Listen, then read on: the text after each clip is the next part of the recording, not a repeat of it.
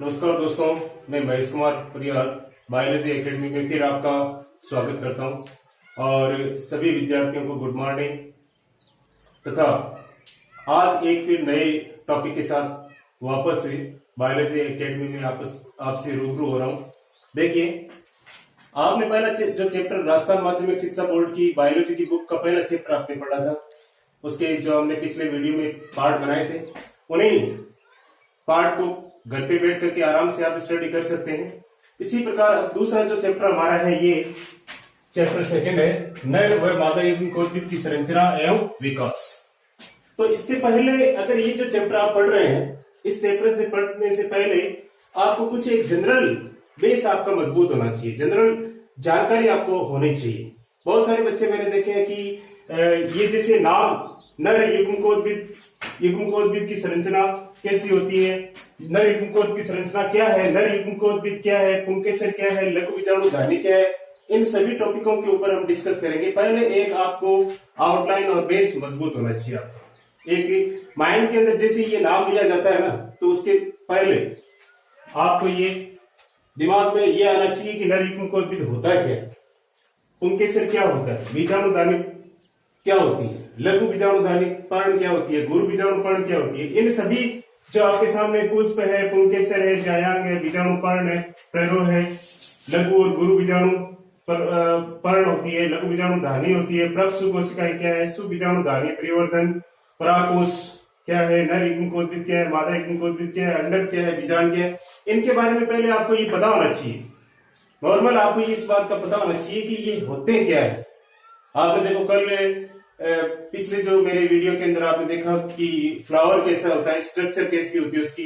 अगर उसका longitudinal section यानी एलएस अनुदैर्ध्य काटा जाए तो उसमें क्या कौन कौन से पार्ट आपको दिखाई देते हैं, उन सभी को इसमें हमें मिलाना है। अगर फ्लावर का जो डिस्क्रिप्शन आपको पहले से नहीं आ रहा है तो आप मेरे पहले वाले वीडियो में आप आसानी से देख सकते हैं। उसमें मेरा पूरा का पूरा उसमें फ्लावर का डिस्क्रिप्शन किया हुआ है। फ्लावर कैसे बनता है, फ्लावर का सेक्शन कटिंग करते हैं तो उसमें कौन कौन से पार्ट दिखाई देते हैं, फ्लावर होता क्या है, इन सभी के बारे में डिस्कस करेंगे। उसी टॉपिक से रिलेटेड ये जो आपका सेकंड टॉपिक है। मैंने आपको कल भी पहले पुराने वाले वीडियो में ये भी बताया था कि ये जो चैप्टर है, पहले वाला जो चैप्टर था, उसके अंदर सेक्सुअल रिप्रोडक्शन यानी लैंगिक जनन की विस्तार से विवेचना नहीं की गई है। यहाँ पे ये जो चैप्टर है आपकी सेक्सुअल रिप्रोडक्शन पे ही डिपेंड करता है, लैंगिक चरण पर ही आधारित है। लैंगिक चरण आवृत्ति पार्कों में किस प्रकार से होता है, फ्लावरिंग प्लांट है, ये सारे एंजियोस्पर्मी प्लांट है, फ्लावरिंग प्लांट है।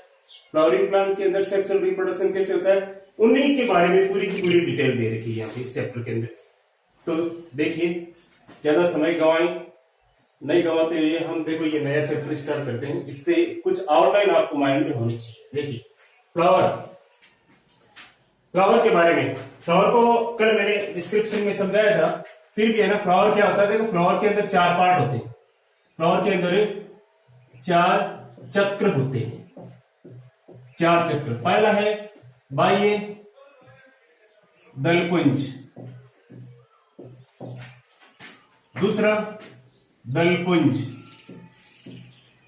तीसरा उमंग, चौथा जायांग, कैलेक्स, कोरोला,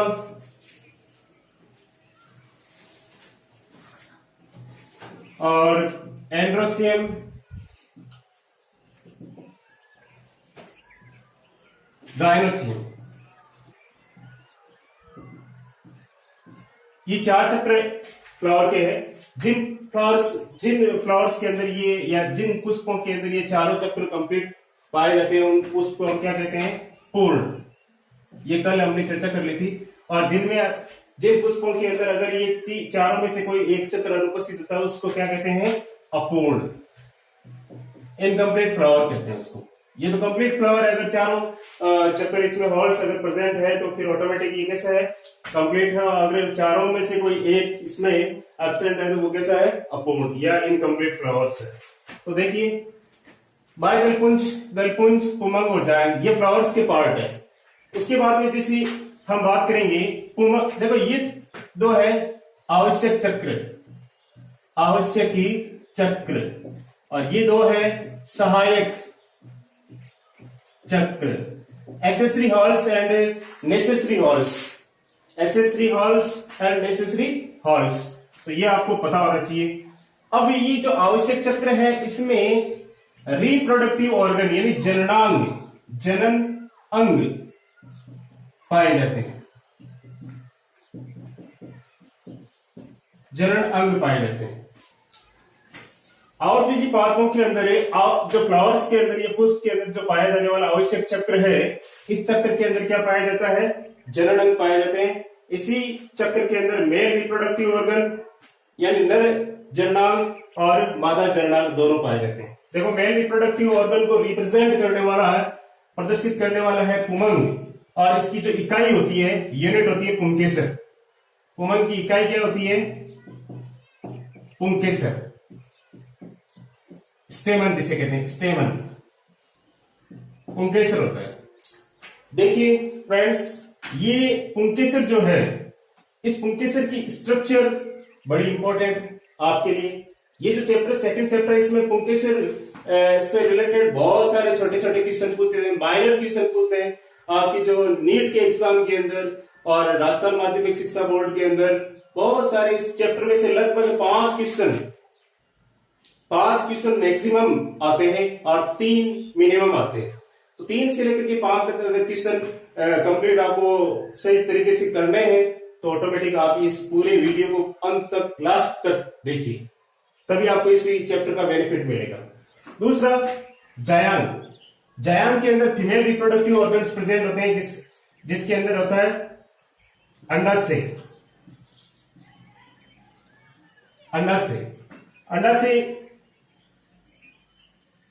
अंडाशय के अंदर देखिए अंडक पाए जाते हैं। क्या पाए जाते हैं? अंडक बीजांड को धारण करते हैं, बीजांड को धारण करते हैं अंडक। तो ये ध्यान रखना, जायांग वाला जो पार्ट है इसमें 3 पार्ट होते हैं, जायांग में 3 पार्ट होते हैं। इन सभी की डिटेल से डिस्क्रिप्शन हम पढ़ते हैं। थोड़ा सा एक बार मैं रब कर देता हूं बोर्ड को, ताकि आपकी आसानी रहे समझने में।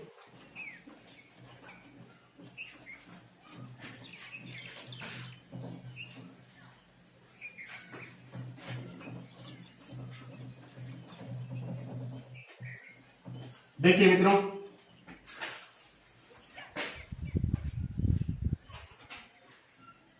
नर जनन अंग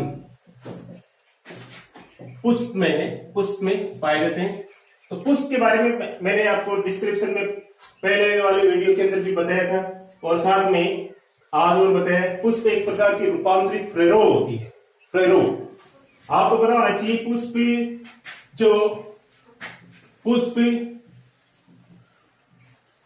पुष्प व्रंत पर लगता है। किस पे लगता है? पुष्प व्रंत पे।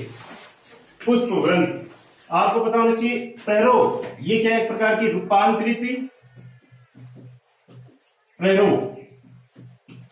प्रेरो कैसे कह सकते हैं? इसके ऊपर भी पर्व संधियां पाई जाती है। नोड और इंटरनोड इसके अंदर पाए जाते हैं, ये ध्यान रखना। जो पर्व और पर्व संधियां पाई जाती है, इसी रूपांतरित प्रेरो के ऊपर पर्व संधियां काफी मात्रा में इकट्ठी होकर के हासित हो जाती है, और हासित होने पर पुष्प के 4 चक्रों का निर्माण करती है। पुष्प के 4 चक्रों का निर्माण करती है। तो इसी प्रकार हम कह सकते हैं कि पुष्प एक प्रकार की क्या है? पुष्प व्रंत पर लगता है, और पुष्प एक प्रकार की रूपांतरित प्रेरो है, मॉडिफाइड सूट है मित्रों। तो देखिए इसमें नर जनन अंग की बात करें तो नर जनन अंग होता है पुमंग।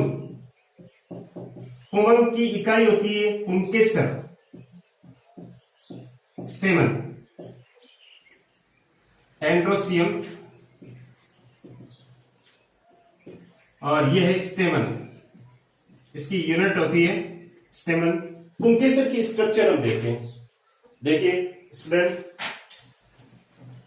नर जनन अंग जो पुंकेसर है, पुंकेसर की स्ट्रक्चर हम देखते हैं। सबसे इंपॉर्टेंट चीज है पुंकेसर क्या है। पुंकेसर देखिए, पुंकेसर की जो स्ट्रक्चर होती है, आपने कल रूपांतरित यानी पुष्प का अनुदैर्घ्य काट लॉन्गिट्यूडिनल सेक्शन आपने काटा था। देखो पुंकेसर के अंदर मुख्यतया सबसे नीचे वाला पार्ट होता है, उसको पुतंतु कहते हैं, पुतंतु या फिलामेंट, और ये है परागकोश, परागकोश, एंथरसेक,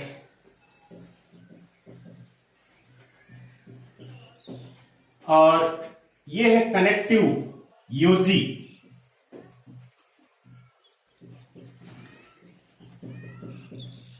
ये जो स्ट्रक्चर पुंकेसर की है, पुंकेसर के अंदर ही नर युग्मक, इसके अंदर क्या होते हैं मित्रों, इसमें होते हैं परागकण, अंदर की साइड में क्या होते हैं परागकण, पोलन ग्रेन्स जिसे कहते हैं, पोलन ग्रेन्स, पोलन ग्रेन्स पाए जाते हैं इसके अंदर। तो आप ये देखिए कि पुंकेसर होता है ना, इस पुंकेसर के 3 पार्ट होते हैं, फर्स्ट फिलामेंट, सेकंड है योजी, तीसरा है परागकोश। तो ये चीज याद रखना है। ये ज्यादातर देखो आवृत्ति पादप जितने भी होते हैं एंजियोस्पर्म प्लांट, उन सभी पादपों के अंदर परागकोश सामान्यतया जनरली ज्यादातर पादपों के अंदर परागकोश द्विपालित होता है, द्विपालित,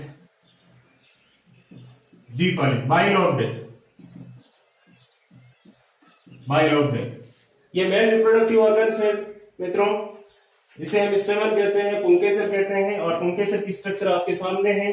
ये जो पुंकेसर की स्ट्रक्चर आप देखते हैं कि सामान्यतः ये दिखाई देता है बाहर से द्विपालित परागकोश, 2 पालियां इसके सामने आपको दिखाई देगी, लेकिन इसके अंदर जैसे आप इसका सेक्शन कटिंग करते हैं, जब आप इसका सेक्शन कटिंग करते हैं तो आपको इसमें 4 पालियां, 4 कोष्ठ नजर आते हैं। कितने कोष्ठ नजर आते हैं? जब आप इसका सेक्शन कटिंग करते हैं तो आपको इस टाइप की स्ट्रक्चर दिखाई देगी।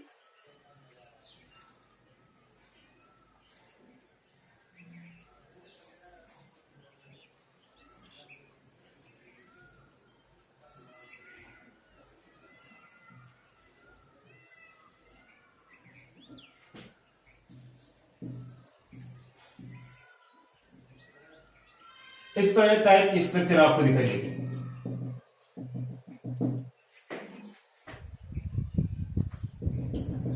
ये देखो आपके सामने, जब आप इसका सेक्शन कटिंग करते हो तो इसमें 4 कोष्ठक नजर आएगी आपको, 4 चेंबर यानी पोलन चेंबर, पराग कोष के अंदर आप जब सेक्शन उसका कटिंग करते हो तो आपको इसमें 4 चेंबर नजर आते हैं। उसको कहते हैं पराग पुट्टी या पोलन चेंबर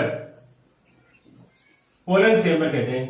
तो इसमें पोलन चेंबर के अंदर होते हैं नर युग्मक, परागकण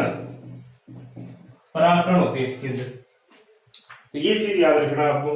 तो आप एक जनरल व्यू आपको पता होना चाहिए। ये है आपकी मेल रिप्रोडक्टिव ऑर्गन, नर जननांग, पुष्प के अंदर पाया जाने वाला नर जननांग यही है मित्रों। अगर आपके ये माइंड में समझ में नहीं आया, दोबारा एक बार आप वीडियो को बैक करके आसानी से इसको समझ सकते हैं, कोई दिक्कत नहीं है। मैंने इसके सारे लगभग इंपॉर्टेंट पार्ट बता दिए हैं।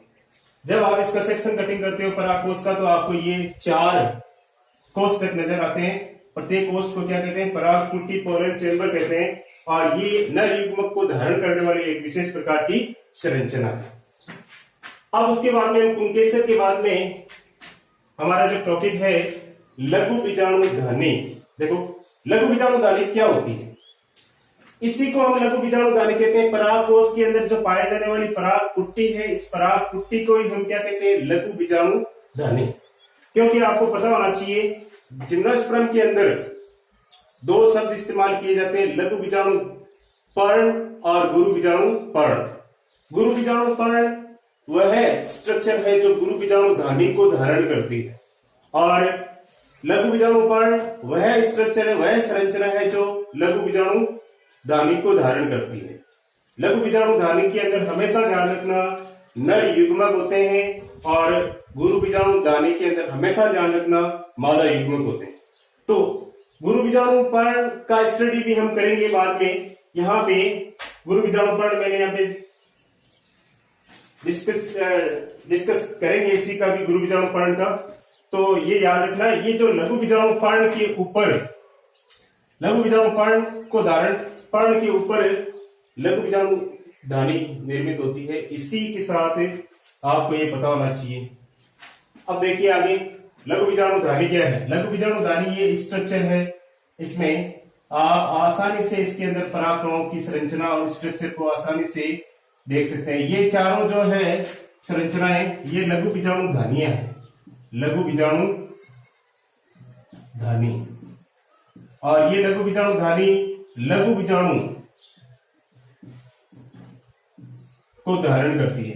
किसको धारण करती है? माइक्रोस्पोर्स को, माइक्रोस्पोर लघु बीजाणु को निर्मित करने में मदद करती है। साथ में आप देख सकते हैं ये लघु बीजाणु धानी के अंदर की साइड में छोटे छोटे बहुत सारे लघु बीजाणुओं का निर्माण होता है, जो आगे चलकर के क्या बनाएंगे? नर युग्मकोद्भिद, जो आगे चलकर के क्या बनाएंगे? Mail gametophyte. ये मेल गेमेटोफाइट का स्ट्रक्चर हम इसी चैप्टर के अंदर हम पढ़ेंगे, मेल गेमेटोफाइट। आप देखिए आगे कुछ और शब्द है, मैं बता देता हूं आपको। अगर आप अपने नीट के 5 क्वेश्चन सही करना चाहते हैं तो इसी मेरे वीडियो को पूरा लंबे समय तक देखिए, आप लास्ट अंतिम समय तक देखिए, इसमें छोटे छोटे माइनर क्वेश्चन आ जाते हैं। हाँ मित्रों देखो, मैं एक बात बताना भूल गया, आउटबीजी पादपों के अंदर आपने देखा है कि एक पालित परागकोश भी पाए जाते हैं। एक पालित परागकोश भी पाए जाते हैं, एक पालित परागकोश भी पाए जाते हैं। एक पालित परागकोश में कौन सा कुल आता है? मालवेसी, मालवेसी कुल। ये क्वेश्चन आया हुआ है कई बार। इसके अंदर आता है कपास और भिंडी, कपास और भिंडी मालवेसी कुल का ही भाग है। देखो ये दोनों इसके मेंबर हैं। तो एक पालित परागकोश इसके अंदर पाए जाते हैं। आपने अभी देखा द्विपालित परागकोश, पुंकेसर के अंदर कितने पालित परागकोश होगा? द्विपालित। लेकिन इसमें मालवेसी कुल के अंदर एक पालित परागकोश भी पाए जाते हैं। ये एग्जाम्पल इसके याद रखना, बहुत कई बार ये क्वेश्चन पूछा गया है, इंपॉर्टेंट है, इंपॉर्टेंट क्वेश्चन है, कई बार नीट के एग्जाम के अंदर ये क्वेश्चन पूछा गया है। देखो दूसरा जो हमारा शब्द है बीजाणु पर्ण प्ररोग। बीजाणु पर्ण, बीजाणु पर्ण क्या है? बीजाणु धानी को धारण करने वाला, बीजाणु धानी को धारण करने वाली संरचना, करने वाली संरचना को हम क्या कहेंगे? बीजाणु पर्ण कहेंगे। तो बीजाणु पर्ण, बीजाणु धानी, यहां पे लघु बीजाणु धानी, वह गुरु बीजाणु धानी। दो प्रकार की होती है बीजाणु धानियां, लघु बीजाणु धानी और गुरु बीजाणु धानी। लघु बीजाणु धानी को धारण करने वाले पर्ण को लघु बीजाणु पर्ण कहते हैं, लघु बीजाणु पर्ण कहते हैं। और गुरु बीजाणु धानी को धारण करने वाली जो स्ट्रक्चर होती है, संरचना होती है, उसको गुरु बीजाणु पर्ण कहते हैं। ये चीज आपको ध्यान रखनी है। उसके बाद में फिर आता है प्रपसु कोशिकाएं। ये शब्द आते हैं कई बार डायरेक्ट क्वेश्चन पूछ लिए जाते हैं। ये चीज आपको इंपॉर्टेंट में बताना वाला हूं। टॉपिक हमारा अभी स्टार्ट करेंगे, लेकिन इससे पहले आपको ये माइंड के अंदर ये कुछ शब्दों की शब्दावली थोड़ी आपके दिमाग में होनी चाहिए। देखिए उसके बाद में है प्रपसु कोशिकाएं। प्रपसु कोशिकाएं, आर्की स्पोरियल सेल। देखिए प्रपसु कोशिकाएं, आपने देखा है कि बच्चों देखिए प्रपसु कोशिकाएं वह चीज होती है जो बीजाणुधानी या परागकोश का परिवर्धन करने के समय सर्वप्रथम बनने वाली कोशिकाएं, सर्वप्रथम बनने वाली कोशिकाएं प्रप्सु कोशिकाएं कहलाती है, प्रप्सु कोशिकाएं कहलाती है। ये इंपॉर्टेंट इसकी परिभाषा है, देखिए डेफिनेशन है। तो आप देखो परागकोश का जब परिवर्तन पढ़ेंगे हम, परागकोश का परिवर्तन दो प्रकार का होता है, लेप्टोस्पोरेंजिएट एंड यूस्पोरेंजिएट, सुबीजाणुधानीय परिवर्तन और युबीजाणुधानीय परिवर्तन। आप देख सकते हैं कि इसमें आवृत्ति पादपों के अंदर ज्यादातर कुलों के अंदर परागकोश का परिवर्तन सुबीजाणुधानीय परिवर्तन होता है। किस प्रकार का परिवर्तन होता है? सुबीजाणुधानीय परिवर्तन। आपको ये पता होना चाहिए। देखिए जिस ही परागकोश का आप सेक्शन कटिंग करते हैं, परागकोश का जब आप सेक्शन कटिंग करते हैं तो आपको इस टाइप की स्ट्रक्चर दिखाई देती है। इसमें जो 4 पालियां, 4 कोष्ठक इसमें नजर आते हैं। यहां स्टोमियम नामक एक टिश्यू होता है, स्टोमियम ये यहां से कनेक्टिव होता है, ये योजी और ये है पोलन चेंबर, इसे कहते हैं पराग पुट्टी कहते हैं इसमें। तो आपको ये पता होना चाहिए इसके अंदर की साइड में जो बनने वाली सबसे पहले परागकणों का निर्माण होने से पहले सबसे पहले बनने वाली जो कोशिकाएं होगी उन कोशिकाओं को कहते हैं प्रप्सु कोशिकाएं। ये प्रप्सु कोशिकाएं किससे बनी है? प्रप्सु कोशिकाएं बनी है पराग पुट्टी की हाइपोडर्मिस सेल से। हाइपोडर्मिस अधस त्वचा की कोशिकाओं से बनी है, वेरी वेरी इंपॉर्टेंट। ये क्वेश्चन कई बार पूछा गया है, कोशिकाओं से बने हैं, ये ध्यान रखना। परागकोश की कौन सी कोशिकाओं से? प्रप्सु कोशिकाओं का निर्माण होता है हाइपोडर्मिस की सेल से। ये क्वेश्चन कई बार नीट के एग्जाम के अंदर पूछा गया है, तो आप इसी क्वेश्चन को इंपॉर्टेंट मान करके चले। तो ये प्रप्सु कोशिकाएं पाई जाती है जो हाइपोडर्मिस की कोशिकाओं से, इनके समूह से, यदि हाइपोडर्मिस की कोशिकाओं के समूह से क्या बन जाए? परागकोश का परिवर्तन हो जाए, परागकोश का परिवर्तन हो जाए तो उसी प्रोसेस को सुबीजाणुधानीय परिवर्तन कहते हैं। सुबीजाणुधानीय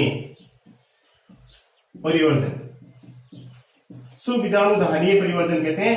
उससे कहते हैं इंग्लिश में कहते हैं यूस्पोरेंजिएट डेवलपमेंट।